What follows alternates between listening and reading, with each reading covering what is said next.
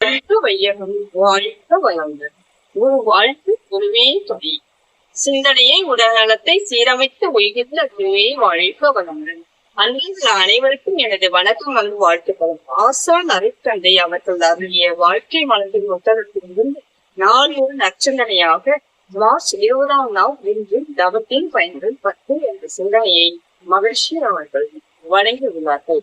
ஏன் தவம் செய்யணும் அப்படின்னு பாத்தீங்கன்னா, சித்தர்கள், ஞானிகள், மகான்கள் எல்லோருமே தவம் செஞ்சிருக்காங்க.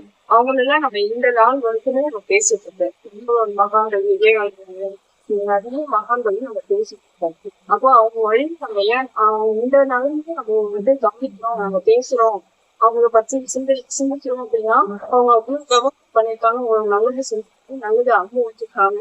அதே போல மகிழ்ச்சி அவர்கள் 96 வயது வரைக்கும் தியானம் செய்து மகன்கள் ரொம்ப சந்தோஷத்தில் எழுதியிருக்கிறார். அதுக்கு மக்கள் அனைவரும் சந்தோஷமாக நிறைவாக நினைக்கணும் அப்படின்ற ஒரு நோக்கத்தோட உங்களுடைய மகிழ்ச்சியர்கள் தவம் பற்றி சிந்தனைக்கு எடுத்துக்கொள்ளும். தவத்தின் பயன்கள் 10 மகிழ்ச்சி அவர்கள் மனதின் விரியத்தன்மை பெறுகிறது. நம்ம மனசு வந்து விரிய தன்மை தெரியும்.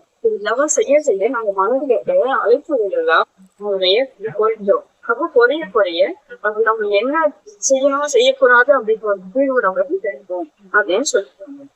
அதுக்கடுத்து பாத்தீங்கன்னா மனித வாழ்வில் பெருமையை நிதியாக கருமையத்தை தூய்மையாகவும் வலுவடையதாகவும் அமைதியாகவும் இன்பம் செய்யவும் சிறந்தவர்களாகவும் மேம்பட முடிகிறது.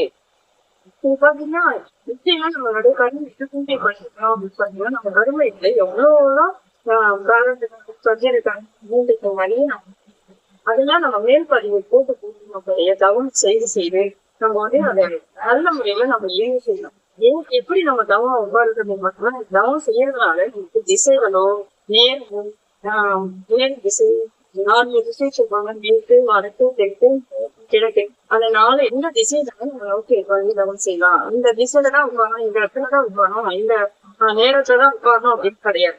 எந்த நேரத்தினாலும் நம்ம தவமும் செய்து நம்மளுடைய மன அழுத்தங்களை குறைக்க நம்மளுடைய வாழ்க்கையில முயற்சியும் நிறைய அப்போ நம்ம ஏற்பட நம்ம தவம் இன்னும் செய்யணும். ஏன் செய்யணும்? நம்மளுடைய மன அழுத்தங்களை குறைச்சு நம்மளுடைய நல்ல எண்ணங்களை மேலோக்கி கொண்டு வந்து நம்மளுடைய நற்செயல்களை நம்ம கொண்டு வந்து அப்போ வந்து நம்ம ஏன் செய்யணும் அப்படின்னு பாத்தீங்கன்னா தவிர்த்து நம்மளுக்கு என்ன மன அழுத்தம் குறையும், நம்மளுடைய நல்ல எண்ணங்கள் மேலோங்கணும். நம்மளால நம்ம யுகவசியம் ஜகவசியம் நமக்கு கிடைக்கணும் அப்படின்னா நம்ம பார்த்த உடனே ஒருத்தவங்க பாக்குறாங்க அப்படின்னு பாத்தீங்கன்னா அவங்களுக்கு பார்த்தோடனே நமக்கு பேசணும் அப்படின்னு ஒரு நல்ல நோக்கத்தோட அவங்க நமக்கு அந்த அளவுக்கு இந்த தவத்தை நமக்கு மேலோங்கி கிடைக்கும். அந்த அளவுக்கு பாத்தீங்கன்னா மனிதனின் இறைவுணர்வும் நீதி விளக்கமும் அரணை உணர்வும் வாழும் தன்மையை உண்டாகணும். இறைவுணர்வும் விளக்கமும் நீர் விளக்கமும் நமக்கு வந்து அரணை நின்று வாழும் தன்மையை உண்டாகும். எண்ணம் சொல் சேர்த்து தவறு சரியா விழிப்புணர்வை மூடுவது. முக்கியமா பாத்தீங்கன்னா எண்ணம் சொல் செயல் இதுதான் மெயின்.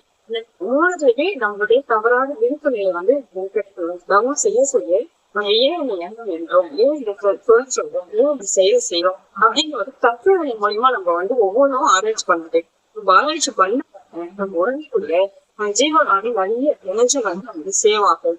அப்ப புதிய எண்ணங்களை நமக்கு போகும். அப்ப தவம் வந்து நம்மளுக்கு முறையாக செய்யணும். அப்புறம் பாத்தீங்கன்னா அறிவு திறன் கூடி அது கிரகிக்கும் சக்தி கூடியது. இந்த தவம் செய்யறதுனால நமக்கு அறிவு கூர்மை வந்து நிறைய இருக்கும். அப்ப அந்த அறிவு கூர்மைக்கு மேலும் ஒரு நாள் எவ்வளவு நேரம் 1 மணி நேரம் இந்த தவம் பண்ணலாம். அப்போ அந்த அறிவு கூர்மை வந்து சிந்தனை வந்து ரொம்ப ஒடுங்கி நமக்கு நல்லதை மட்டுமே நினைக்கணும், நல்லது மட்டுமே செய்யணும், நல்ல எண்ணங்களே உருவாக்கும். நம்ம ஜீவகாண்டாக்களும் நம்ம வாழ்ந்தாண்டாக்களும் நம்ம வந்துட்டே இருக்கும். அந்த அளவுக்கு பயன்படுத்த முடியும்.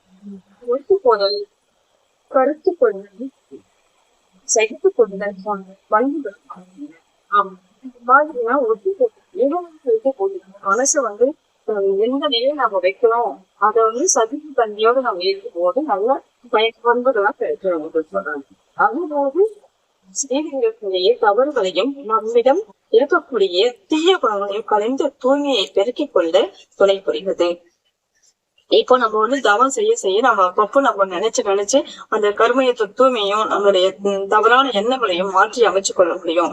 அப்போ தவம் செஞ்சா மட்டுமே நம்ம தர்ஷனம் செய்து நம்ம இங்க இந்த பொருள் நமக்கு வேணும், இந்த பொருள் தேவையில்லை, இந்த எண்ணம் நமக்கு வேணும், இந்த எண்ணம் இப்ப வேண்டாம் அப்படின்னு ஒரு செயல்களை நம்ம ஆராய்ச்சி கொள்ள முடியும் தவம் செஞ்சா மட்டுமே. அதனாலதான் மகிழ்ச்சி அவர்கள் அந்த அளவுக்கு கொடுத்திருக்காங்க. அதுக்கடுத்து பாத்தீங்கன்னா ஆக்கப்பூர்வமான செயல்களை ஆற்றும் திறன் ஓடுகிறது.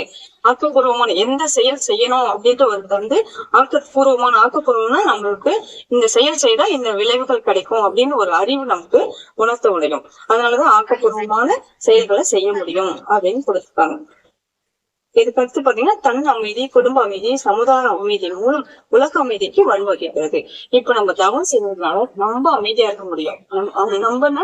நம்ம தனி மனிதன் அமைதியா இருந்தாதான் குடும்பம் அமைதியா இருக்கும்.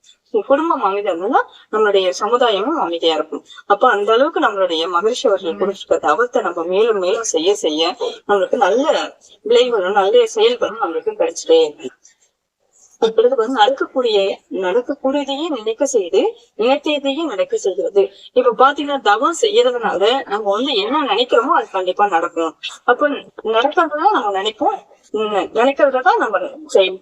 அந்த அளவுக்கு நம்மளுக்கு நல்ல ஒரு தூய்மையான எண்ணங்களும் தூய்மையான செயல்களும் நமக்குள்ள வந்துருக்கும் அப்படின்னு மகிழ்ச்சியவர்கள் கூறியிருக்கார்கள். இந்த 10 பயன்கள் தவ பயன். அதனால நம்மளுடைய தவங்கள், உடற்பயிற்சிகள், தியான முறைகள், தற்சோதனை முறைகள், அகத்தாய்வு முறைகள் எல்லாமே நம்ம பயன்படுத்திக்கிட்டே இருந்தோம்னா நம்ம வாழ்க்கையில நல்ல வெற்றியும் அமைதியும் நல்ல சந்தோஷமும் நிறைவாகவும் இருக்க முடியும். அதை கூறி மகிழ்ச்சி அவர்கள் இந்த வாய்ப்பை கொடுத்திருக்கு இந்த அறக்கட்டளைக்கும் நன்றி சொல்லி வாழ்க வளமுடன் என்று நிறைவு சேர்க்கொள்கிறேன். வாழ்க வளமுடன், வாழ்க